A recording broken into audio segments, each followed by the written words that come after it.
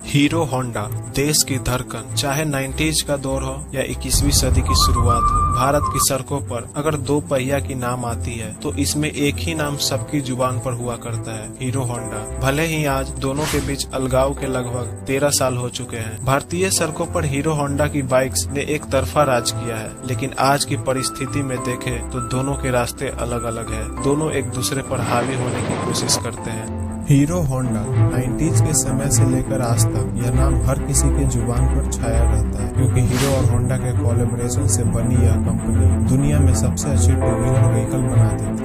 लेकिन company profitable होने के बाद भी अलग क्यों हुई और कैसे होंडा ने भारत की कंपनी हीरो के पीठ में छुरा घोंपा, आज के इस वीडियो में हम सब कुछ जानने वाले हैं। असल में हीरो एक साइकिल बनाने वाली कंपनी थी, जिसकी नींव बृजमोहन लाल मुंजाल ने 1956 में रखी थी और 1975 तक आते आते यह भारत की सबसे बड़ी साइकिल बनाने वाली कंपनी बन गई। इसके बाद उन्होंने अपनी साइकिल्स को बड़े लेवल पर विदेश में भी बेचना शुरू कर दिया और इस तरह साल 1986 आने तक यह कंपनी सिर्फ इंडिया ही नहीं बल्कि पूरे दुनिया की सबसे बड़ी साइकिल बनाने वाली कंपनी में शुमार की जाने लगी। लेकिन उसी दौरान उन्होंने देखा कि फॉरेन मार्केट में मोटरसाइकिल बिजनेस भी काफी तेजी से एक्सपेंड कर रहा है, लेकिन इंडिया में तो लोगों के पास सिर्फ स्कूटर और मोपेड का ही ऑप्शन है। इसीलिए वह इस गैप को फिल करने के लिए इंडियन मार्केट में मोटरसाइकिल उतारना चाहते थे। लेकिन उस वक्त हीरो के साथ प्रॉब्लम यह था कि उनके पास इंजन बनाने की टेक्नोलॉजी ही नहीं थी,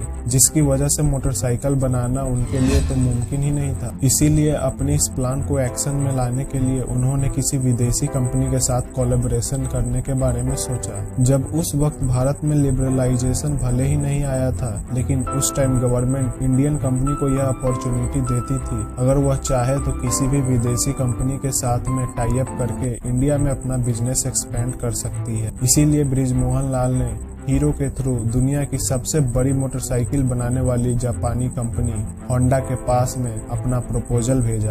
अब क्योंकि उस समय कोई भी विदेशी कंपनी भारत में डायरेक्टली अपना बिजनेस स्टार्ट नहीं कर सकती थी, ऐसे में इस प्रपोजल के जरिए होंडा को इंडियन मार्केट में इंटर करने का एक अच्छा मौका मिल गया। इसीलिए दोनों कंपनी ने 1984 में एक दूसरे के साथ हाथ मिला लिया। हीरो और होंडा के बीच उस टाइम यह एग्रीमेंट हुआ था कि हीरो बाइक के लिए बॉडी बनाएगा और होंडा उसके लिए इंजन सप्लाई करेगी। इसके अलावा उन्होंने एक एनओसी भी साइन की थी। इसके अकॉर्डिंग दोनों कंपनी फ्यूचर में कभी भी एक दूसरे के मुकाबले में अपना कोई प्रोडक्ट लॉन्च नहीं करेंगे। और दोस्तों, दोनों ही कंपनी इन कंडीशन से सेटिस्फाइड थी, जिसके बाद से यह डील फाइनल हो गई और यहीं से हीरो होंडा की शुरुआत हुई। अब कागजी कार्रवाई पूरा करने के बाद हीरो होंडा का सबसे पहला फैक्ट्री हरियाणा में बनाया गया, जहाँ से हीरो और होंडा ने मिलकर तुरंत ही बाइक की मैन्युफैक्चरिंग शुरू कर दी। 1985 में जब उन्होंने अपनी पहली बाइक सिटी 100 लॉन्च की तो फिर यह बहुत तेजी से पॉपुलर हुई, क्योंकि इंडियन मार्केट में एक तो बाइक का कॉन्सेप्ट नया था और दूसरा इस बाइक का माइलेज बहुत ही कमाल का था। इसके अलावा उन्होंने अपनी बाइक को उस प्राइस सेगमेंट पर लॉन्च किया था जो कि हर किसी मिडिल क्लास फैमिली के लिए अफोर्डेबल हुआ करता था। साथ ही उन्होंने अपना मार्केट कैंपेन भी बहुत ही प्रभावित तरीके से तैयार किया था, जहां उनकी टैगलाइन थी फिल इट, सट इट, फॉरगेट इट, यानी कि इसमें पेट्रोल फिल करके भूल जाइए। इस टैगलाइन का लोगों पे भी बहुत ज्यादा असर पड़ा और लोग इस बाइक के दीवाने हो गए थे, क्योंकि उन्हें स्कूटर वाला माइलेज बाइक में मिल रहा था। लेकिन इसी दौरान जापानी करेंसी में उछाल आ गया, जिसकी वजह से जितने भी स्पेयर पार्ट्स जापान से आते थे वह काफी ज्यादा महंगा होने लगी और हीरो होंडा को अपनी बाइक अफोर्डेबल बनाने में काफी दिक्कतें आने लगी। असल में यहाँ प्रॉब्लम यह भी था कि उस वक्त हीरो होंडा के कई सारे कंपटीटर्स इंडियन मार्केट में आ चुके थे, जैसे कि सुजुकी, यामाहा, बजाज और टीवीएस। लेकिन यह सारे ब्रांड सिर्फ शहरी इलाकों में रहने वाले वेल्दी कस्टमर पर ही फोकस करते थे। लेकिन वही अगर हीरो होंडा को देखा जाए तो उनका मेन फोकस इंडिया के मिडिल और लोअर मिडिल क्लास कस्टमर पर था, जो कि एक अफोर्डेबल सॉल्यूशन चाहते थे। और यही वजह थी कि हीरो होंडा की बाइक सिर्फ शहरों में ही नहीं बल्कि पूरे भारत में ही सबसे ज्यादा सेल होती थी। और यही सब देखते हुए कंपनी अपनी बाइक का प्राइस नहीं बढ़ाना चाहती थी। यहाँ तक कि इसी की वजह से कंपनी को काफी लंबे अरसे तक लॉस का भी सामना करना पड़ा था। लेकिन 1990 में जब डॉलर का एक्सचेंज प्राइस रेगुलेट हुआ तो फिर फिर हालात थोड़े सुधरने शुरू हो गए और देखते ही देखते कुछ समय में हीरो होंडा एक बार फिर से अपनी बाइक पर प्रॉफिट कमाने लगी और अगले कुछ ही सालों में कंपनी का प्रॉफिट $10 मिलियन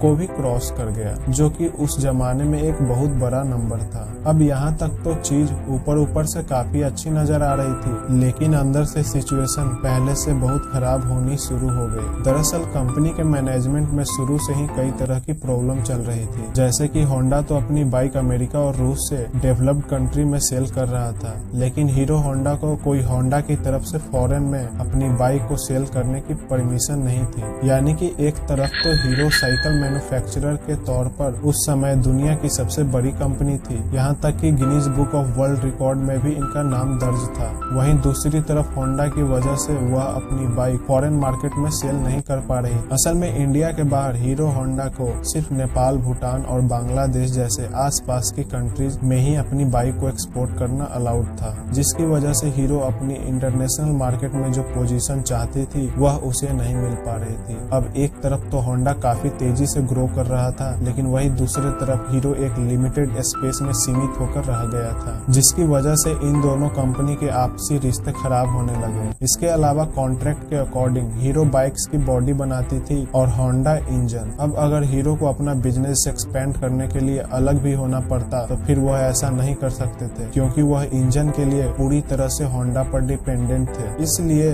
उसे हीरो होंडा से अपने हिस्से का जितना भी प्रॉफिट मिलता था वह उसके एक बड़े हिस्से को इंजन बनाने में खर्च करने लगा, जिसकी वजह से होंडा और हीरो के बीच में दरार और भी ज्यादा बड़ी हो गई। अब जैसा कि इन्होंने कोलैबोरेशन के टाइम एनओसी साइन किया था, यह एक दूसरे के मुकाबले में कभी बाइक नहीं लॉन्च करेंगे, लेकिन होंडा ने इसके खिलाफ जाकर साल 1999 में इंडिया के अंदर अपनी एक separate company Honda motorcycle and scooter India start कर दी और फिर इस प्राइस सेगमेंट में ही बाइक लॉन्च करना शुरू कर दिया, जिसमें पहले से ही हीरो होंडा की बाइक मौजूद थी। इस तरह अगर देखा जाए तो इंडियन मार्केट के अंदर होंडा ने अपनी बाइक को हीरो होंडा के मुकाबले में लाकर खड़ा कर दिया, जिसकी वजह से हीरो होंडा के कस्टमर डिवाइड हो गए और इसके कुछ साल बाद होंडा ने एक्टिवा को लॉन्च करके स्कूटर सेगमेंट में भी इंटर कर लिया था। अब अगर देखा जाए तो इस पूरे मामले में होंडा की 5 उंगलियां घी में थी, क्योंकि होंडा का हीरो होंडा से भी रेवेन्यू जनरेट हो रही थी, साथ ही अपनी सेपरेट कंपनी से भी उसका अच्छा खासा प्रॉफिट जनरेट हो रहा था। और दोस्तों, इन्हीं सब प्रॉब्लम को देखते हुए भी हीरो ने होंडा से अलग होने का फैसला कर लिया और फिर 2010 में जाकर दोनों ही कंपनी हमेशा के लिए अलग हो गई। हीरो होंडा में इन दोनों कंपनियों के 26% शेयर थे, जिसके चलते होंडा मोटर्स ने अपने हिस्से के सारे 26% शेयर हीरो कंपनी को ही बेचने का फैसला किया। और दोस्तों, हीरो कंपनी के प्रोमोटर ब्रिज मोहन मुंजाल ने होंडा की शेयर्स 1.02 अरब में खरीदकर अपना खुद का कारोबार हीरो मोटोकॉर्प के नाम से आगे बढ़ाया। अब जब यह दोनों कंपनी अलग हुई थी तब ज्यादातर लोगों ने यह कहा कि होंडा के बिना मार्केट में कभी भी हीरो सरवाइव नहीं कर पाएगी, लेकिन अगर आज की बात करें तो इस समय हीरो मोटोकॉर्प को दुनिया की सबसे बड़ी मोटरसाइकिल बनाने वाली कंपनी में शुमार किया जाता है। बाकी आज की हमारी इस वीडियो में बस इतना ही था। यह वीडियो आपको कैसे लगी हमें कमेंट सेक्शन में जरूर बताइए।